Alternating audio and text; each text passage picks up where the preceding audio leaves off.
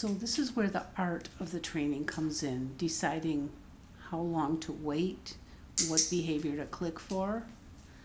Kitty's pretty good at looking at the carrier, so I might hold out for a couple steps towards it.